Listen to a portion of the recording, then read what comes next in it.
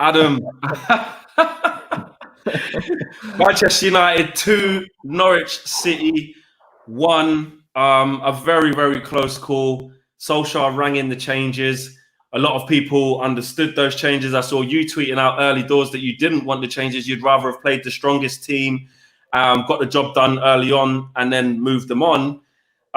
Clearly, that theory was obviously the right one. Hindsight's a wonderful thing. But I'm not going to lie. I was in the camp of I can see he has to change certain things because players are just coming back. There's both sides to the coin in it. I get both sides. But it was a dreadful performance in many aspects. We absolutely rinsed Bruno. Bruno looked tired by the end of it, was making poor decisions, not his best game. Lingard wasn't great. Mata wasn't. There's so many bad performances. Where do you want to start? Oh, God, mate. I've got to start with Ollie and the team selection for me because I've just posted out my match reaction for my own channel there. I've just said he got lucky. He did get lucky because I can understand changes, but not 8. So straight away, you're going into that game. I'm putting myself in Norwich City's position. I'm going, these guys here, after having 3 months off, think they can come to our town having played 2 games and make 8 changes, thinking they can just stroll up into town and walk over us. We set the tone by our team. Would you say it was a little bit arrogant from Solskjaer? Yeah, it was, mate. It was pure arrogance, I thought. And you know what? I understood changes. 3, maybe. You know what I mean? I can understand the Brandon Williams coming in. I can understand Bailly coming in. You know what? Maybe not drop Pogba. Maybe not drop Rashford and Martial. But for me, mate, I'm looking at that. Like I said, you've seen it. I tweeted it out before the game. I'm like, people are like, you've got to rotate the squad. You've got to rotate. I'm sorry. When you've got a pre-season, yeah, what do you need to do? When you've had so long off, what do you need to do? Play games, yeah. We're not in a position now where we're starting the season off. We've got 9 games to go to save Ollie's job, in my opinion. So why are we even thinking about giving other players a game right now? If your chance comes, you take your chance. We've got 7 more league games to go. Chelsea are beating Man City. We're miles away in the top 4 flight. This should have been a game, a tune-up game for me. So what happens then, Adam, is just to play devil's advocate. He starts Pogba after how long Pogba's been out for. Starts him with Rashford. Rashford does his back again, or a thigh strain, or I don't know. Starts Martial because he wanted to get the job done, and one of them picks up an injury. You know, is there an argument that if you was going to lose a game out of the next 7 games because we've got to go on a run in the league, you'd probably choose this? Or, you know, then we're all saying, why did Ollie start this player? Was that a bit of a lose-lose for Ollie, or are you still saying, you know, no, for you, just play the team? Not for me. I've got players there. We just had our best team play against Sheffield United and our best performance we've had in terms of controlling the game. We've just strolled up to a championship team who scored 1 goal, 2 goals, I think, in the last 8 games that they've played. And we've been absolutely dreadful. But we're putting players on that pitch there who shouldn't be making a start for United ever again. You can argue squad, but United's whole problem has been who are some of the players that you would say should never start for United again? Lingard and Mata straight away should never start a game for United. You can argue they've got a place in the squad, but Mata never starts a game for United. He'd have been better coming on that game when everyone's tired and picking out passes when we really needed it. You know what I mean? He could have been a player that substituted Bruno off when we needed it. I sort of like nowhere near the same quality as Bruno, but you know what? That was what I would have been doing. I looked at that and I've gone, right, I've got Martial who's just off the back of an hat-trick playing probably the highest confidence of his career at Manchester United. Rashford needs game time. Pogba needs fine-tuning. He needs games with Bruno. And straight away now we're going into a crunch game against Brighton and they've still only played 1 game together. That was a perfect chance there to actually go at Everton, fine-tune our best team, because it's got to be our best team going forward now, mate. Look at Wolves. They've not changed the bleeding player. They've won 3 straight games. They're not messing around. You know what I mean? If we're not careful, we're not going to get anywhere near the 5th position, which could get us through the back door into the Champions League. We have to be on point. And I can hear what Ollie's saying after the game there. Maybe in the end it benefited us because we did have 120 minutes of football and everyone gets a few more minutes under the belt. It's actually gone to work in our favour. I mean, going forward though, Adam, the fact that the likes of Bruno has now played 120 minutes, Maguire's played 120 minutes, Shaw played pretty much that. Yeah. Well, he played 120 minutes, didn't he? Yeah. other than that, okay, they're the only players that you'd probably say would start the next game. Does that worry you? The fact that Bruno's now going to be, potentially tired against Brighton, Harry Maguire tired against Brighton, Luke Shaw maybe tired. One thing I give Ollie credit for is sort of recognising a player who doesn't really need resting. You can always see the players who are absolutely keen and raring to go no matter what.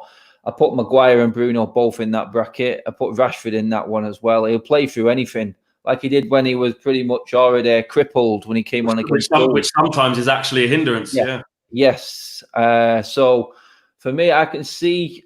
I don't see him changing Maguire, Shaw, or Bruno for the Brighton game. I see them all starting again. I'm worried about them being tired. I'll go back again. You know what? These guys are craving minutes right now. They're absolutely craving minutes on the football pitch. They're trying to sharpen up. We've seen today what happens when you bring 8 players into a team that haven't played or haven't started a game in nearly 3 months. Yeah. You've seen it straight away. The 3 chances that Norwich had in the first half all came from mistakes from players that were brought in today starting the first games. They were so shaky. We played right into Norwich's hands there today. It's very, very important now that we look ahead and say, right, Brighton, we've got, 3 or 4 days now for Brighton. We need to just go back to the training ground now and work on a plan for that best team. Treat it like we did against Sheffield United. Against Sheffield United, isn't it? It's got to be that team. It has to be. That's the only team. We've seen today again, McTominay and Fred do not work as holding midfielders. Again, I go back to the point. This is a championship team, and I'm not saying that with no disrespect because they're down. Because they brought Cantwell in today, they brought Pookie in today. They weren't even playing against Everton. They've given up on the league. Yeah, this was their cup final, wasn't it? This was their last chance at something. That was exactly it, mate. So I'm looking at it now. We're going ahead towards Brighton. We have to put that strongest team out. Fred, McTominay do not work. Why are we? Where you say that though, Adam? Sorry, 2 holding midfield players, mate. Where you say that? Not holding midfielders and. We're playing 2 of them against a team who don't score goals. Why are we so defensive? When you say that they don't work, just again to play devil's advocate, when we beat them earlier in the season, we've beaten them twice, and it was before Bruno came. You had Fred, McTominay, and Pereira in that midfield. Me and you were sat next to each other in that very game actually at Carrow Road. Stood next to each other, and we were shitting it beforehand because we thought, I tell you what, if we lose this game, we would have been just above the relegation zone at the time. I remember it. And, we dominated them. But, Pereira, Fred and McTominay did do a good job in that team against the poor Norwich side. Or was it the fact that you had Rashford, James, Martial ahead of them? Yeah, well, at the end of the day, in that game, I see McTominay getting more forward in that game. Yeah, he did. He was getting more forward. He's not doing that now for some reason. When Fred's alongside, they're too deep. They don't need to be that deep, mate. If you're going to play Fred and McTominay, one of them has to be the number 8. One has to get forward and do something more. Can you honestly trust a McTominay or a Fred to be the one to come in and score you that goal when you need it from deep line midfield? Are you that confident? Are you confident in that? I'm not fully confident in that. If it was a Pogba coming onto the end of the ball, like he did today when he made that killer pass in the last minute. What did you make of his impact today? It was the same again, mate. He's untouchable. He doesn't give the ball away. You can't get the ball off him. And that clever little ball through the line at the last minute that Martial got onto, confusion in the box. Yeah. And in the end, Captain Marvel came up, bang, when we needed him, and we got the goal. But that all came from Pogba. So for me, again, he's just showing why we cannot have him out of the team right now. At any point. It's quite, when you think about it, it's actually quite sad, really, because, it's basically Solskjaer. I know you could blame him for making the change, etc. But really, if I'm him, I'm banging on the door at Ed Woodward and I'm saying, look, my first 11 is taking shape. We're looking like we're making progress. But as you can see, I need some serious reinforcements if you want me to start trying to challenge for a title. Because in 38 Premier League games in a season, you can't just keep playing that same 11 and not have the quality off the bench when you need to tweak things. Too defensive, mate. Look at that. You look at that league table, pal. Yeah, we're not completely miles off. Because you look at the games, City have lost the same amount of games as us. Chelsea more, Leicester the same amount of games as us. You know what I mean? But we're too defensive. The draws, mate. The draws are the silent killer in all this. It's great, an unbeaten run. It's fantastic. That doesn't work in this football. It doesn't work anymore. It's all about how many games you win, not how many games you lose. You have to win games. And we win games when we've got forward-thinking players on today. Fernandes was forcing the issue way too much than what he should have been. He was. But he hasn't got no one around him. Who has he got there to link up with who's on the same wavelength as him? He's just lost his team. Especially in that first half. Mate, he was all over the place. But then you look at Fernandes, and you'll probably get stick from some people for having a bad game, but I'm looking at him sprinting the whole length of the pitch to get that ball back in the last minute of extra time. His work rate and desire, and his honesty is always going to be there. On going. It was just frustration and just trying so hard. Look, Adam, before you go, who was your man of the match to finish off? I'm going to give it to Maguire today because I thought he was solid at the back, made some good.